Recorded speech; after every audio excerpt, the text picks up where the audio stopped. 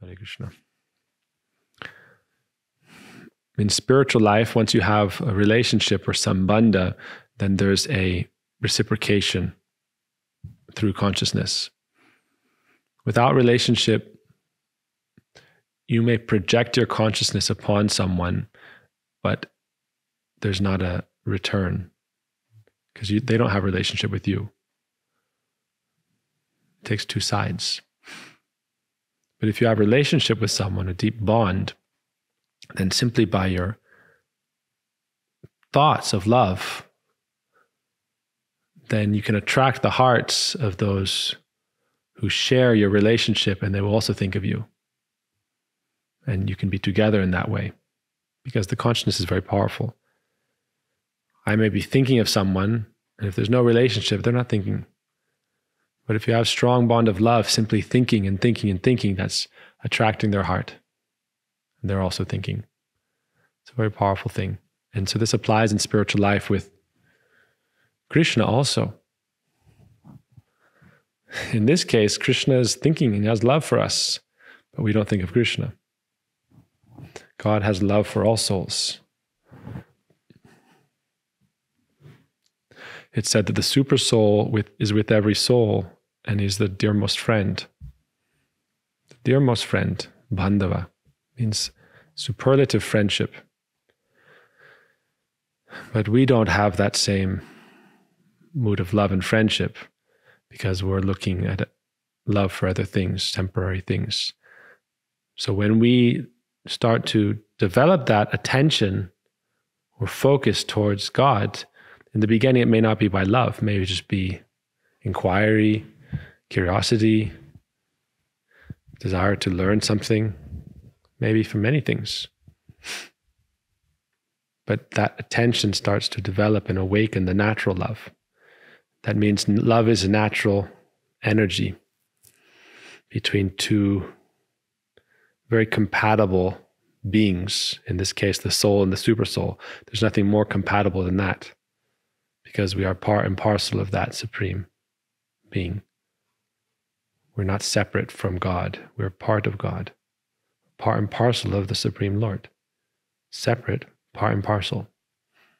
So love is natural, but we've turned aside. So it said when we chant our mantras properly, it's a way of establishing that relationship. And so when we're thinking of the Lord, people say, why you chant your Gayatri? We chant our Gayatri to be in that, to have that connection through thought, through the soul. Thought is the aspect of the consciousness, especially when it's coming up to a higher kind of aspect as love.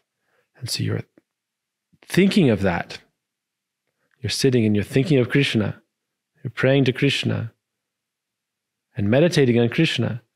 Then it said when you chant Gayatri properly, your mantras properly, Krishna begins to think of you more. You're thinking of Krishna, and God is omnipresent. He's omnipotent, omniscient. But you're attracting the Lord by your love. This is called akarshani, Krishna akarshani, to attract the Lord by your love. Oh Lord, I am offering you this flower. Oh, in our heart, in our mind, you don't even have to have a flower. Oh Lord, in my heart, in my mind, I'm offering you this flower. And it's endearing. Oh Lord, I'm offering you this sweet rice. There's a famous story of a Brahmin who every day in his mind would offer a pot of sweet rice to the Lord. And he would always touch and test the outside of the pot to see if it was too hot in his mind. And he would offer to Lord Vishnu and Lakshmi, and they would take. How would they take, you can say? They're accepting the love. They're accepting the love, and then everything is becoming blessed by that energy. Oh, did he eat the food?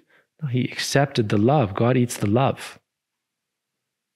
And then everything becomes empowered by that energy of love, and then it becomes prasad. So every time you offer, is Krishna eating it? He's accepting the love that brought you as a jiva to that point where you prepare something and offer it to him. And then it becomes prasad because that energy of bhakti becomes present there. And it goes from regular food to prasad, that embodiment of his mercy and love, through that relationship. So we shouldn't think relationship is something that's not a real substance, a real thing. So this Brahmin, one day, he forgot to test. In his mind, he was offering the sweet rice, and he forgot to test if it was hot enough or too hot. And then he remembered in the meantime and put his finger on the pot, and it was very hot, and in his mind, he burnt his finger. And then he opened his eyes, and his finger was burnt. And then Lord Vishnu in Vaikuntha, his spiritual abode, began to laugh and smile. And the goddess Lakshmi, his consort, looked at him and said, Lord, why are you laughing? And he said, well, every day this Brahmin on earth is offering me sweet rice. And he checks to make sure it's not too hot because he has love. And then he forgot, and then he tested and it burnt his finger. And therefore I'm smiling. Look at his love and devotion. Even in his mind, he's doing it. And the Lord is directly reciprocating and receiving that. So the idea is by mantra, by meditation, you should not think you are distant from Krishna. The soul is not far from Krishna. The soul is Krishna's right here. Atma, Paramatma, soul and super soul are right here, right with you. If you believe in the soul, you believe in God. Some may say, I don't believe in the soul. But you still exist. So the idea is that the existence itself, the consciousness itself, is part and parcel of the supreme consciousness. And by developing our relationship of love, we are together. So that is the power of our relationship. That is why prasad is so special, why we don't just eat food. Oh, we go and we eat food. Why? Because it's just us then. It's just selfishness. It's not even selfishness, it's foolishness. There's selfishness and there's foolishness. So if we are a fool, then we are only being foolish. This is for me, this is for me, this is for me. If we are intelligent, then we say, oh, I love you. Will you try it first? You have a bite, then I'll have a bite. You go out and you buy some really nice ice cream and you taste, oh, this is so nice. I wish I could give it to my friend. So God is your friend. Give him a bite. In the path of Vaidhi, rules and regulation, God must eat first. Then you take his remnants. In the path of spontaneous love, you must test it first to make sure it's good enough to offer God. So we mix Vaidhi and Rag, which means the rule of regulation, only offer to Krishna. And then we also mix the path of love, which is, what if I put too much salt? What if I didn't put any salt? What if I thought the sugar was, instead of sugar, I put salt? Sometimes that happens. You have a big bag of white sugar and a big bag of white salt. So better, don't use white salt, don't use white sugar. Use pink salt, Himalayan salt. Use brown sugar. So you don't mix it up. Because otherwise, why would you offer the Lord something very salty? So actually in some more advanced devotees, you can taste a little bit and then you go spit it out. You don't eat it. You don't enjoy it. You can taste a little bit and then clean your hands and say, okay, salty enough, sweet enough ghee. Ghee you don't have to taste. You can just see. If you can't see the ghee, it means it's not enough ghee. That's the rule. You have to be able to see the ghee to know it's enough ghee. So if you're making halava, you have to be able to see the ghee there.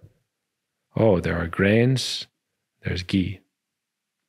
If you're making a sabji, on the top, okay, you can't do for everybody, but when you make Krishna's bowl, you add another spoon of ghee. Because otherwise Krishna will be skinny. He needs ghee to be healthy.